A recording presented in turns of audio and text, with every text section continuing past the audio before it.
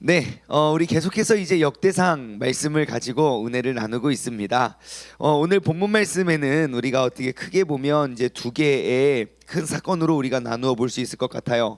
첫 번째는 이제 그 암몬 족속이 멸망하고 그 암몬 왕으로부터 그 나라 백성들이 그러니까 이스라엘이 암몬을 장악하고 정복하는 그러한 모습 하나, 그리고 4절부터 또 밑에까지 8절까지의 말씀을 보면 이제 또 블레셋이 등장을 합니다. 근데 블레셋을 등장을 하는데 그 하나의 특징은 그 블레셋 사람들의 모습이에요. 그의 모습들은 막 키도 크고 막 창자루가 배틀채 같고 막 그리고 막 손가락 발가락이 6개씩 있어가지고 그죠? 요즘 같아서는 빨리 병원에 데리고 가야 될 사람들인데 그때는 막 그게 또 막 자랑이 되었나 봐요. 그래서 막 무시무시한 그 손과 발을 가지고 나아갔지만 3명의 믿음의 사람이 등장을 하지요. 십북의 엘하난, 요나단, 이 3명의 장군에 의해서 그 블레셋 사람들이 그 위협하던 사람들이 무너졌다. 이렇게 이 두 가지의 승리의 모습을 기록한 것이 오늘 본문 말씀입니다. 오늘 여러분 혹시 오늘 본문 말씀 읽으면서 골리앗 동생의 이름을 파악하셨습니까? 골리앗 동생이 있더라고요. 저도 이거 몰랐었는데, 골리앗 동생? 라흠이. 네, 그냥 참고로 알아두시면 좋을 것 같습니다. 이따 한번 나눠보도록 해요. 네, 먼저 우리가 1절에서 3절 말씀을 한번 이렇게 살펴보면요, 그 암몬의 멸망의 모습, 그 암몬 자손의 또 그 최후의 모습에 대해서 기록이 되어 있습니다. 어떻게 되어 있습니까? 2절 말씀 보면 그 이제 함락한 다음에 2절 보면 다윗이 그 왕의 머리에 보석이 있는 왕관을 빼어서, 그죠? 그 머리에 달려있는 왕관에 달려있는 보석을 빼서 그걸 중량을 달아보니까 중량이 얼마만큼이에요? 한 달란트. 여러분, 한 달란트는 무게 단위입니다. 몇 킬로죠? 그래서 이게 별로 감흥이 안 왔군요. 여러분, 한 달란트는요 34킬로예요. 그러니까 그 달란트 비유 있잖아요. 그때 그 주인이 멀리 갈 때 금 한 달란트, 5달란트, 2달란트, 5달란트 주잖아요. 여러분, 금 한 달란트를 지금으로 지금 돈으로 환전해 보면요 한 18억 17억, 뭘 해도 할 수 있는 충분한 자금을 대주고 갔습니다. 저 한 달란트밖에 없어가지고 땅에 묻어뒀어요. 아니에요, 그 묻어둘 그런 게 아니에요. 엄청나다고요. 근데 문제는 뭡니까? 그 34kg나 되는 그 보석들을 머리에 이고 있으니 그 디스크가 왔겠습니까? 안 하겠습니까? 참고로 제 별명이 대학교 때 별명이 벽돌이었어요. 벽돌. 가방이 하도 무거워가지고 지금도 여전히 무거운 것 같아요. 그래서 너무 막 제 가방이 무거워서 가방을 둘로 나눴습니다. 드는 거랑 매는 거랑. 그럼 좀 가벼워질 줄 알았는데 두 개 다 무거워지고 있어요. 이걸 들어도 무겁고 저걸 들어도 무겁고. 그 사람들이 그래요. 너는 가방만 가벼웠어도 키는 5cm는 컸을 거라고. 그래서 저는 말할 수 있죠. 고등학교 때까지는 가방을 안 메고 다녔거든. 키 다 큰 다음부터 키가 멈춘 다음부터 제가 가방을 무겁게 메고 다니는 게 아니었나 싶은 생각이 있지만, 아무튼 머리에 그 무거운 그런 보석 왕관을 가지고 쓰고 있었습니다. 그래서 이제 그 성에 그리고 이제 그 왕의 왕관을 빼앗겼고요. 왕의 모든 권위와 그런 것들이 다 이제 넘어갔죠. 뿐만 아니라 또 어떠한 일들을 합니까? 수많은 물건들, 그 백성들이 갖고 있었던 수많은 노력한 물건을 무수히 내어오고, 그러니까 막 모든 재산 이런 것도 다 뺏겼고요. 그리고 세 번째 또 뭐 합니까? 3절, 백성들을 끌어내서 톱과 쇠 도끼와 돌서래로 일하기 시작하죠. 이제 고된 노동이 시작이 됩니다. 자, 그러면 우리가 한번 생각해 볼 것이 있습니다. 지금 암몬 백성들이, 암몬 자손들의 운명이 어떻게 하루아침에 이렇게 달라지게 되었을까요? 암몬 자손이 이렇게 고통을 당해야만 했던 이유가 무엇입니까? 이스라엘이 원래 암몬을 잡아 죽이고 이렇게 멸망하려고 계획을 하고 나아갔나요? 아니에요. 절대 그렇지 않아요. 여러분, 다윗은 암몬을 공격하고자 하는 마음이 1도 없었습니다. 근데 어떻게 지금 이렇게 나라의 운명이 바뀌게 되었습니까? 오해해가지고요. 내 마음의 미움 때문에. 다윗은 그 아버지의 호의를 기억하고, 아, 나도 그 장례식에 함께 참여해서 그들을 위로해 줘야지라는 선의로 그들에게 손을 내밀었던 거예요. 조문을 보낸 거라고요. 그런데 자신의 그런 상처 때문에, 어떠한 큰 오해 때문에 자신의 무덤을 깊이 파버린 거예요. 그런데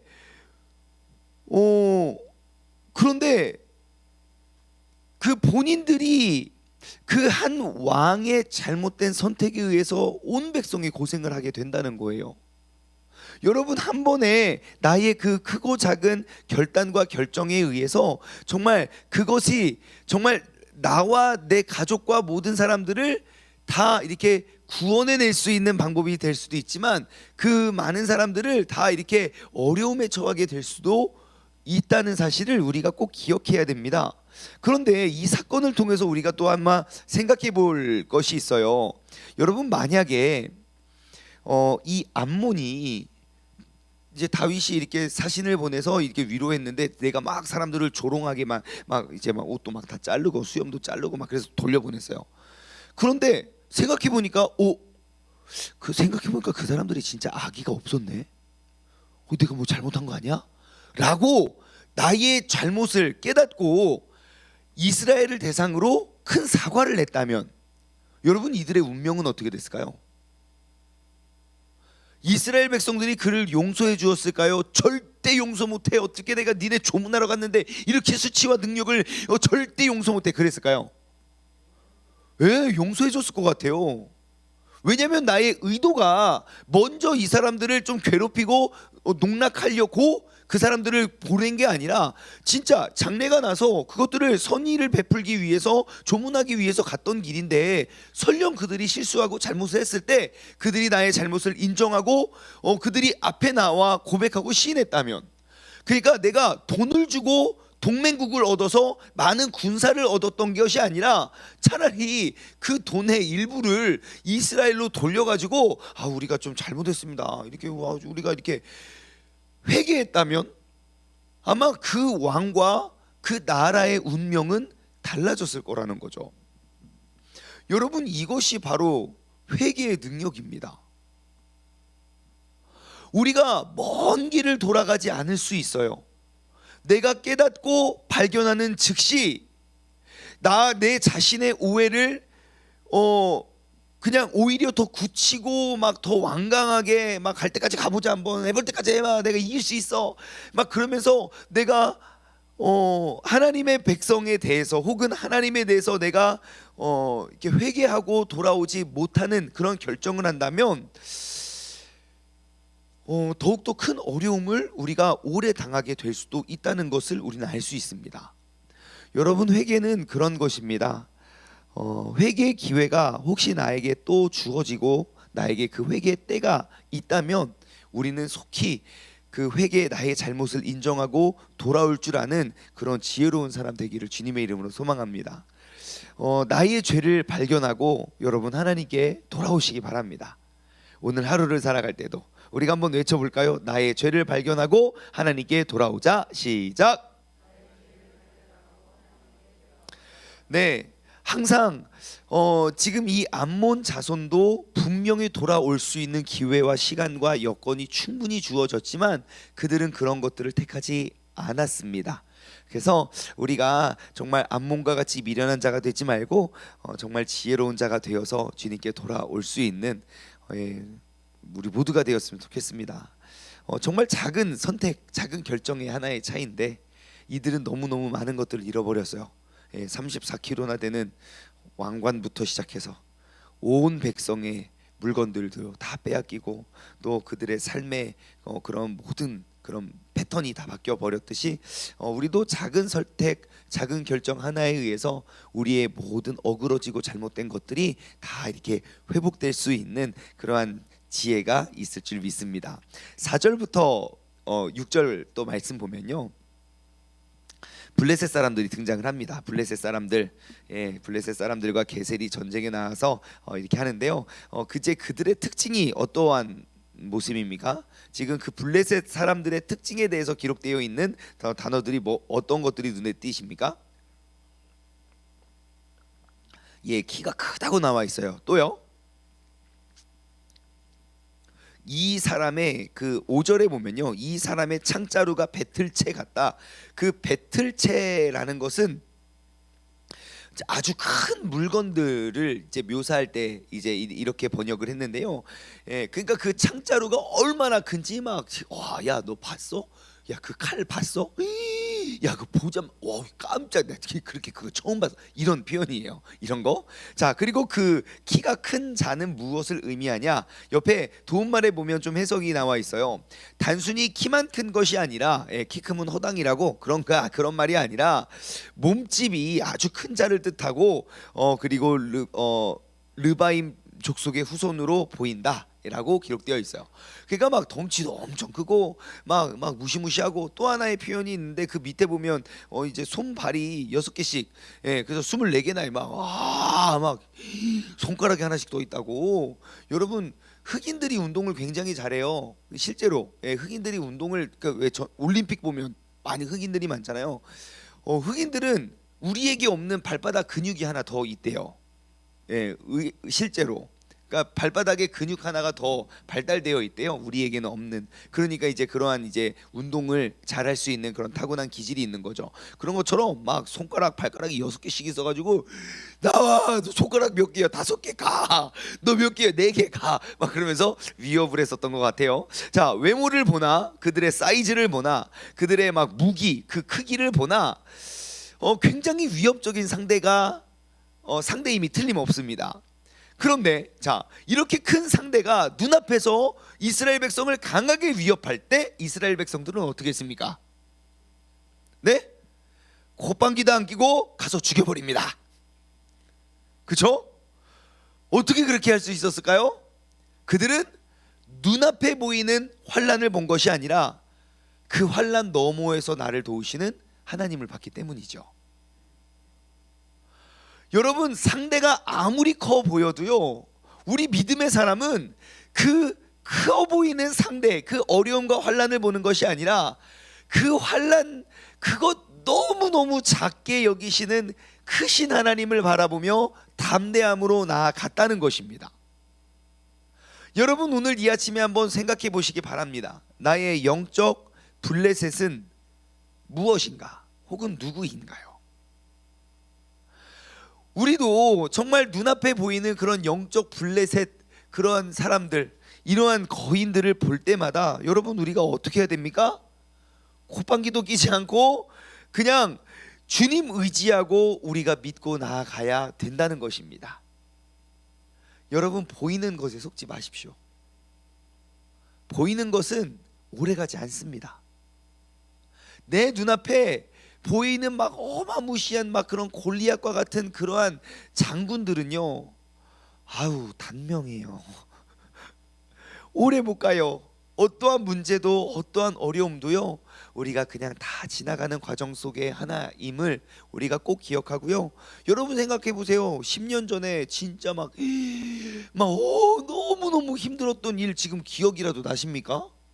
분명히 10년 전에도 목숨을 걸고 힘든 일이 있었을 거고요, 20년 전에도 있었을 거고요, 30년 전에도 있었을 거예요. 우리 손금 보러 가면요, 손금을 막 이렇게 보더니 어려서 죽을 뻔했구만요, 막 그래요. 아니, 어려서 죽을 뻔 안 한 사람 있습니까?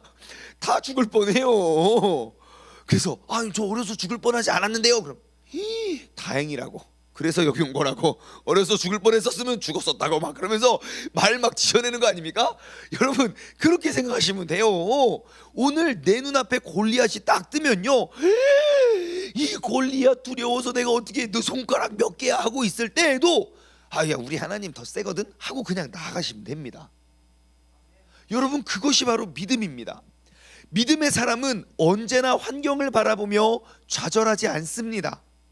그 환경 뒤에, 환경을 넘어 나를 도우시는 그 하나님을 바라볼 때에 아무리 큰 막 무기를 들고 나오고 아무리 큰 외모와 외형을 가지고 큰 목소리로 우리를 위협할지라도 우리는 조금도 당황하지 않고 우리가 그 문제와 어려움들과 맞설 수 있게 되는 것입니다. 그러면 오늘 이 아침에 한번 여러분 생각해 보았으면 좋겠어요. 나의 영적 블레셋은 무엇입니까? 지금 내가 너무너무 그게 커 보여서 주님을 바라보지 못하게 하는 그러한 것들은 무엇입니까? 여러분, 오늘 그 환경 뒤에, 환경을 넘어 나를 도우시는 하나님을 우리가 바라보며 믿음으로 나아가시기 바랍니다. 7절 말씀 보면요, 그 거인들이 뭘 합니까? 이스라엘을 능욕해요. 그 능욕하는 모습을 누가 봅니까? 다윗의 형 시므아의 아들 요나단이 그것을 보고 가서 죽여요. 네, 그렇게 큰 거인들과 맞설 때, 그러니까 앞으로 막 그들과 싸우러 나갈 때, 그 요나단은 어떠한 마음으로 나아간 겁니까? 그냥 가서 내가 한 방에 죽여버려야지? 아니요, 아니요, 아니요. 목숨을 걸고 나가는 거죠. 가서 네가 죽든 내가 죽든 둘 중에 한 명은 죽는다. 그죠? 이제 싸우러 나가니까요. 자, 그러면 우리가 생각해 보아야 할 것, 요나단이요, 왜 목숨을 걸고 나아가기 시작했습니까? 뭐 때문에 목숨을 걸었습니까? 예, 이스라엘 백성들을 능욕하는 걸 보고요. 하나님의 택하신 백성을, 그 하나님의 이름을 능욕하는 것을 참지 못했습니다. 내일 아니니까 뭐 하나님 뭐 너 능욕 당해도 돼, 나만 안 죽으면 되는데 뭐, 이게 아니에요. 하나님의 백성과 하나님을 능욕할 때 내가 그것을 참지 못하고 네가 뭐 감히 어디서 우리 하나님을 지금, 그러고 나아가서 목숨을 걸고 나아가 싸움터에 나갑니다. 우리는 뭐 결론을 아니까요. 결론은 이겨요. 그런데 우리가 그 결론을 보지 말고 목숨을 걸고 나아간 그의 모습을 한번 우리가 생각해 보았으면 좋겠어요. 딱 이 장면 보니까 생각나는 사람 한 명 있지 않습니까? 한 사건? 어떠한 사건이 생각납니까? 예, 다윗과 골리앗 사건이잖아요. 여러분, 다윗도 뭐 골리앗 뭐 잡아 죽이려고, 그러려고 전쟁터에 간 게 아닙니다. 하지만 그냥 내가 간식 갖다 주러 갔는데 지금 하나님의 그 거룩한 이름이 저 뭐 들어본 적도 없는 저 막 못생긴 사람한테 막 욕을 먹고 있으니까 이거 이래 갖고 되겠나 싶어가지고 나간 거예요. 자, 여러분, 언제나 승리는 하나님 손에 달려 있습니다. 우리가 이 사실을 안다면요, 우리는 그 하나님을 믿는 믿음 안에서 하나님의 이름을 우리는 더욱더 존귀히 여기며 우리가 살아갈 수 있는 믿음의 사람이 되어야 할 줄 믿습니다. 나는 과연 그 하나님의 이름이 정말 오늘날 이만큼 이렇게 무너졌었던 때가 없을 만큼 그것도 좀 그래요. 하나님을 알지 못하는 이방인들에 의해서 하나님의 이름이 능욕당하면 그래도 그거 아름다운 건데, 하나님을 믿는다는 사람들에 의해서 능욕을 당해가지고 아무튼 그게 조금 마음이 안타깝지만, 예, 우리는 과연 그 하나님의 이름이 어두워지고 능욕을 당하는 것에 대해서 나는 어떻게 반응하고 있느냐예요. 내가 아니면 돼, 우리 교회만 아니면 돼, 그냥 우리가 너무 그냥 안도하면서 나 몰라라 하고 있지는 않나, 우리 한번 돌아보게 됩니다. 그래서 여러분, 꼭 우리의 삶이 더욱더 그 하나님의 이름과 그 영광을 존귀하게 여기며 살아갈 수 있는 믿음의 사람 되기를 원합니다. 마지막 한 가지만 더 나누면요, 여기 그 블레셋 사람들이 그 키가 크고 막 무기도 크고 막 신체 조건도 막 뛰어났던 사람들이 멸망하고 죽었던 원인이 무엇입니까? 그 사람들이 뭐 하다가 그냥 죽었습니까? 자랑하다가 죽었어요. 생각해 보세요. 반대로 여기서 나오는 블레셋 사람들이 키가 엄청 작고 왜소하고 뭐 무기도 뭐 변변치 않아요. 그러면 나가서 이렇게 큰 소리 쳤겠습니까? 절대 아니죠. 여러분, 훌륭한 외적인 조건은 나를 교만하게 만들 수 있는 지름길이 될 수 있다는 거예요. 훌륭한 외적인 조건은요, 교만과 파멸의 원인이 될 수 있다는 것입니다. 반대로 볼까요? 그러면 남보다 뛰어나지 못하고 남보다 좋지 못하고 훌륭하지 못한 그러한 외적인 그러한 환경이 환경적인 요인은 무엇을 가져다 줍니까? 우리를 더욱더 겸손케 할 수 있는 통로가 된다는 거예요. 그러니까 뭐 하나 막 좋고 대단해 보인다고 우리가 막 그럴 필요가 전혀 없습니다. 왜냐하면 오히려 그것이 나를 교만하게 만드는 원인이 될 수가 있고요. 반대로 아무리 생각해도 난 이거 너무 부족하고 난 이거 너무 연약하고 나 이거 너무 작아. 오히려 그것이 나를 더욱더 겸손하게 만들 수 있는 통로가 될 수 있다는 것입니다. 그러니 우리가 지금 나에게 주어진 환경 그거 보면서 비난하거나 비방하거나 우리가 좌절할 이유가 전혀 없다는 겁니다. 나에게 주어진 것들의 그 환경에 대해서 우리가 늘 겸손한 마음으로 감사하면 돼요. 하나님이 나에게 복을 주시면 그 복을 바라보며 감사하고, 나에게 복을 주신 하나님 앞에 더욱더 엎드려 겸손히 나아가고, 설령 나에게 좋지 않은 그런 환경이 주어진다면 그 또한 또 감사하는 거예요. 하나님, 내가 교만하지 않고 자만하지 않고 내가 나아가 자랑하지 아니하며 내가 또다시 낮아지고 겸손하여 하나님을 더욱더 의지하는 삶을 살아가게 도와주심에 감사하는 거예요. 여러분, 우리의 삶을 돌아보십시오. 내가 어려움이 처하지 않으며 그만큼 간절히 주님을 의지하지 않는다는 거예요. 그렇기 때문에 우리는 왜 이렇게 어려움만 주신대요 하면서 주님을 의지하잖아요.